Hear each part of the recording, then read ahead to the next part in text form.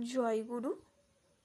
একবার শ্রী শ্রী পিতৃদেবকে একজন জিজ্ঞাসা করছেন, আমাদের কি ভগবান দর্শন হতে পারে? শ্রী শ্রী পিতৃদেব বলছেন, আমাদের যদি তেমন ব্যাকুলতা থাকে নিশ্চয়ই হবে, জরুর হবে। যে ব্যাকুল হয়েছে ভগবান দর্শন করা খুবই সম্ভব তার। যে বিধিমতো অনুশীলন করে চলেছে, তার পথে চলার চেষ্টা করছে, তারও ব্যাকুলতা আসবে, সেও নিশ্চয়ই ঈশ্বর লাভ করবে। ব্যাকুলতা থাকলেই তার দয়া এসে পড়ে।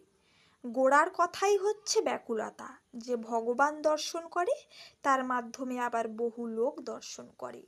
ব্যাকুল হওয়া দরকার। তো ব্যাকুল হওয়ার জন্য আমাদের মতো মানুষের অনুশীলনের দরকার। সাঁতার শিখতে গেলে, পরীক্ষায় ফার্স্ট ক্লাস ফার্স্ট হতে গেলে যেমন অনুশীলনের দরকার, নিষ্ঠার দরকার, ঈশ্বর লাভ করতে গেলেও দরকার। জয় গুরু।